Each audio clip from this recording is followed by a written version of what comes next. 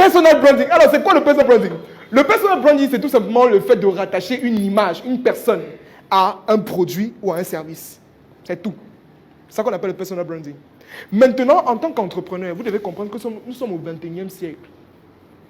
Et il est temps que vous compreniez que le fait de mettre votre image en avant crée plus de crédibilité à votre produit. Est-ce qu'on se comprend? Quand quelqu'un parle... Donnez-moi un peu une formation de Claudel. Une formation de Claudel. Un an. Un mois pour devenir... D'accord. C'est une formation extraordinaire, n'est-ce pas?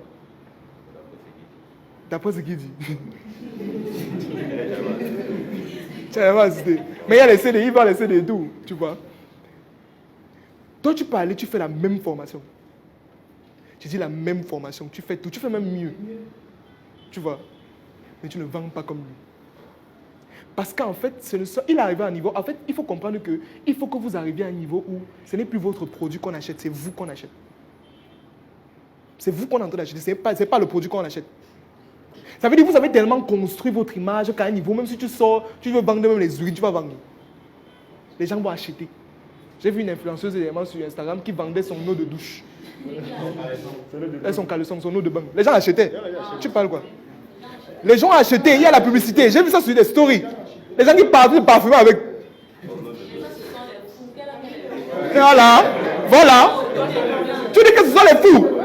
Écoute, c'est parce qu'à un niveau, elle a tellement travaillé son contenu. Elle a tellement travaillé sa personne qu'aujourd'hui, mais ça propose n'importe quoi les gens achètent. Je te dis, tu vois ça comme la folie. Mais toi-même, tu peux arriver à ce niveau. Si tu travailles correctement ton... Regardez, allez un peu sur la page de Claudel. Vous avez remarqué qu'il y a des habits qu'il a portés une seule fois. Pas 2 fois, une fois. Il a acheté des habits une fois pour des occasions spéciales et puis c'est fini. Ce n'est pas fait de manière anodine. Il sait ce qu'il fait. Il travaille son image. Hein? Non, même s'il a loué. Attends un peu, je t'explique un truc. Regarde. À Wall Street, n'est-ce pas? À Wall Street, ça c'est un documentaire que j'avais regardé. Les gars sont capables d'aller louer des montres chères, des costumes chers, des voitures chères pour aller signer un seul contrat. Pour négocier une seule affaire. Donc quelqu'un peut dépenser... tu vois quelqu'un qui peut dépenser même 100 000 $ dans la location. Seulement pour aller faire un contrat. Et peut-être qu'il ne va même pas prendre le contrat là. Est-ce que tu comprends à quel point les gars sont? C'est une affaire d'image. Parce que c'est vous qu'on achète. Ce n'est pas le produit qu'on achète. Et je vais prendre un exemple simple. Avec une personne, une icône de l'histoire. Hein? Par exemple, je vais prendre un exemple simple. Steve Jobs. Je prends l'exemple. Quand lui, par exemple, quand on explique l'histoire de Steve Jobs, on comprend très simplement, quand il racontait son histoire lors d'une interview, il explique très simplement qu'il avait la phobie de parler en public. Il ne savait pas s'exprimer en public. Il ne connaissait pas. Mais il savait que si c'est lui-même, le PDG de l'entreprise, qui se place pour présenter son produit, ça devait avoir plus d'impact. En fait, aujourd'hui, on n'achète pas l'iPhone. Hein. C'est lui qu'on achète. Hein. C'est l'histoire, c'est son histoire qu'on est en train d'acheter. Steve Jobs a commencé dans le garage. Après, on l'a viré de sa propre entreprise. Il est parti créer une autre entreprise. Après, il est revenu dans son entreprise. Quel parcours!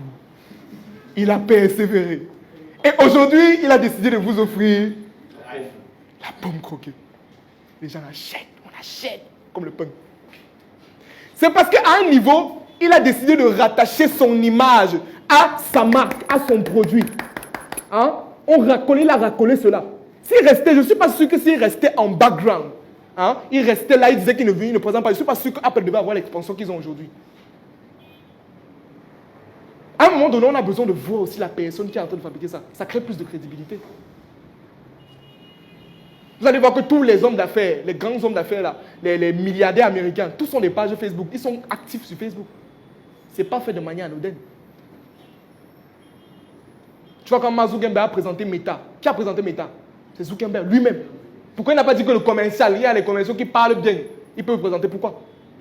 Personal branding.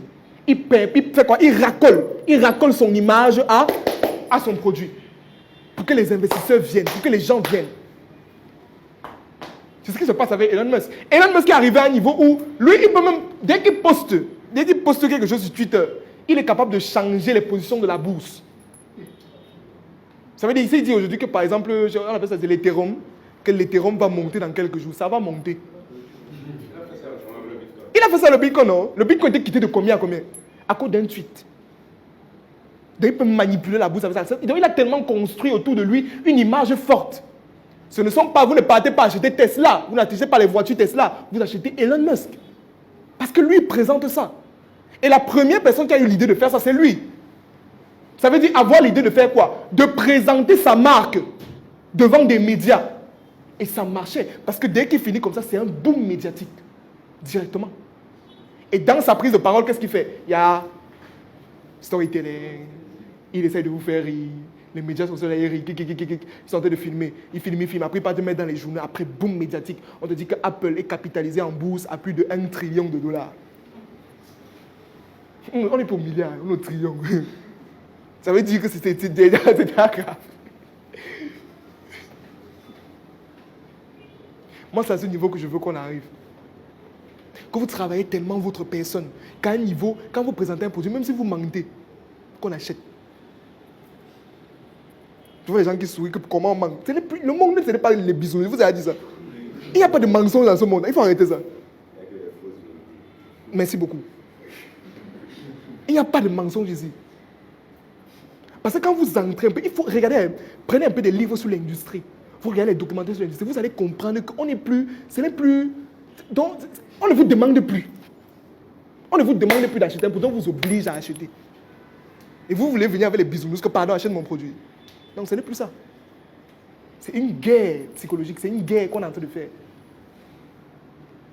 Donc, personal branding. Donc lui, qu'est-ce qu'il fait? Il rattache son image à quelque chose à sa marque pour permettre le plus vendre et avoir plus d'investisseurs. Et automatiquement, vous allez remarquer qu'il y a beaucoup d'entrepreneurs qui commencent à le faire.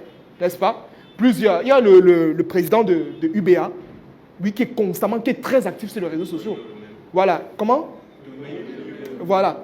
Lui, il est très actif sur les réseaux sociaux ces derniers temps, donc depuis même. Sa vie, il partage sa vie. Ça permet de crédibiliser UBA, mon frère. Ça veut dire qu'on dit, oh là là, il m'inspire. Je vais aller créer le compte. C'est ça, en fait, c'est ce qui se passe dans la tête. Vous pensez que c'est rien, mais c'est ce qui se passe dans la tête. Tu peux regarder sa photo, 1, 2, 3. Donc c'est lui. Oh là là, il a une famille. Hein. Ah, c'est comme ça qu'il vit. Mais UBA là, c'est même où? Pour créer le compte là-bas, c'est combien? C'est 1000 francs, c'est combien que tu parles? C'est tout. Mettez un peu votre image en avant.